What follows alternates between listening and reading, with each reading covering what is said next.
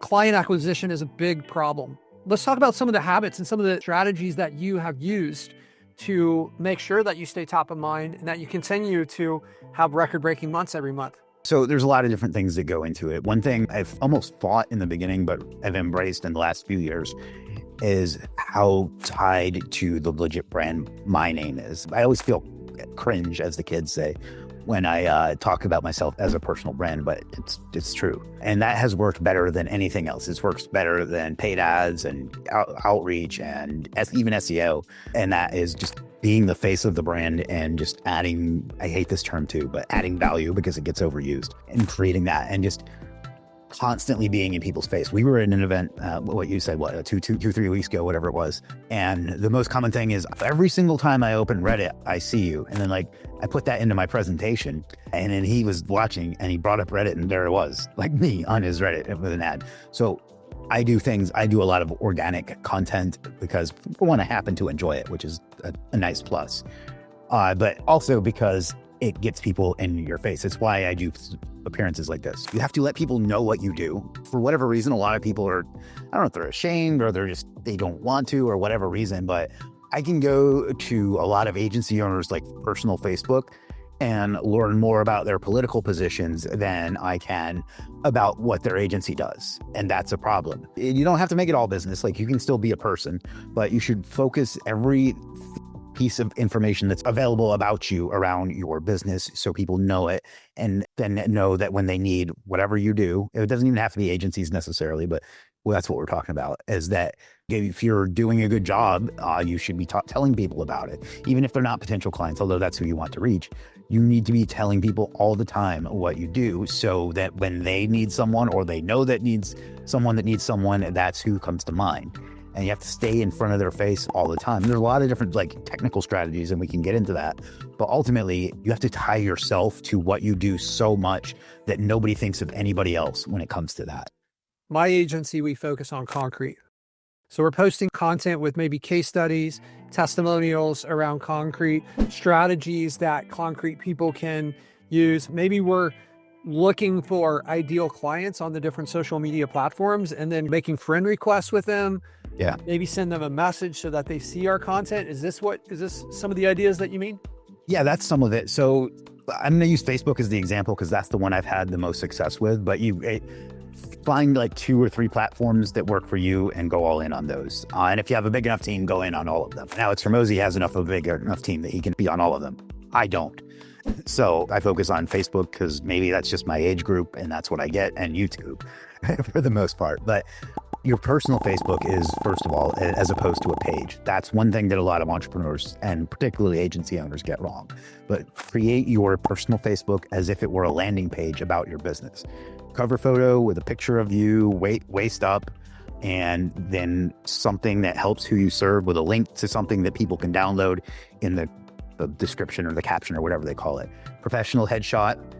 Turn on, they have a thing called professional mode, which is where it functions kind of like a page, but it's still a personal profile. Bio that tells people what you do. You'd only get 80 characters there, so you have to be right to the point. Don't do that, I help X get more Y and Z, that bullshit. People see right through that, but have it be clear what you do. And again, give them a link to do that. And then you have the option for a pinned post. I actually went out and hired a local videography agency. I don't think that's the right term, but you get me. And shot the trailer for Chris M. Walker, the movie, which sounds incredibly pompous, but that's basically what it was.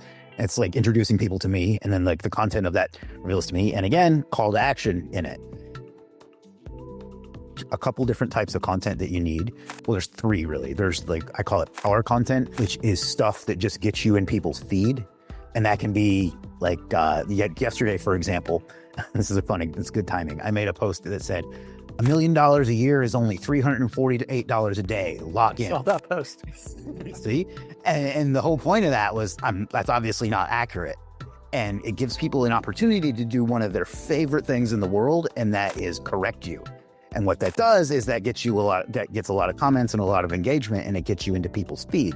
So the point isn't to sell with that post, it's just to get you in people's feed. So I do a lot of stuff like that. But the point of all of those, and one other one I like to do is just a controversial thing where it's Mac versus PC, where everybody's going to give you their opinion on it. Doesn't matter what side you have on it. Just, again, that just all of these, the idea of these is not to sell things necessarily, or even sell yourself. It's to make you show up when the stuff that you do want to sell them is.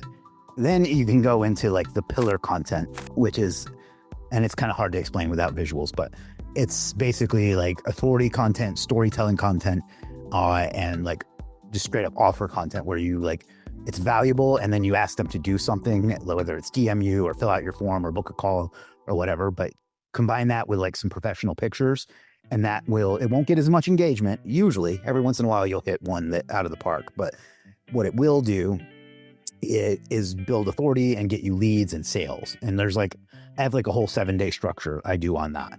And those are the ones that make sales. And then you can do semi-personal content, like I have this thing whenever I fly, I pretend like I bought like all 3 seats in my row, and I take a picture of it and say, this way nobody can sit next to me. And then, or every time I get my haircut, I take the exact same picture. These are like little inside jokes you have with the people that follow you regularly that make them appreciate you more and see you as a human being. But it also like helps with keeping them going. And then there are groups. If you have your own group, hosting a bunch of like questions with the big purple background that the text has. That's what I always use. That's the only text type of post that works, by the way. And just be like, for example, you and I are both in SEO. It can be things like, do backlinks still work in 2025? Something simple like that gets people to comment. That goes towards your personal profile too. So your personal profile will show up more.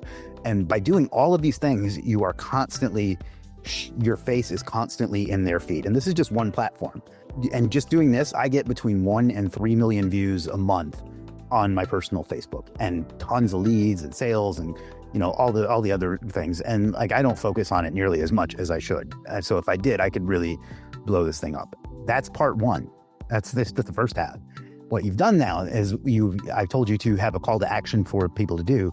I like that to be some sort of website where you can capture their email and get them in a retargeting list. So just a simple landing page, push this button to get my free whatever.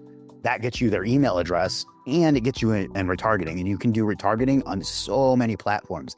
You can do it on Meta, so Facebook, Instagram, YouTube, TikTok, LinkedIn, Snapchat, Quora, Reddit.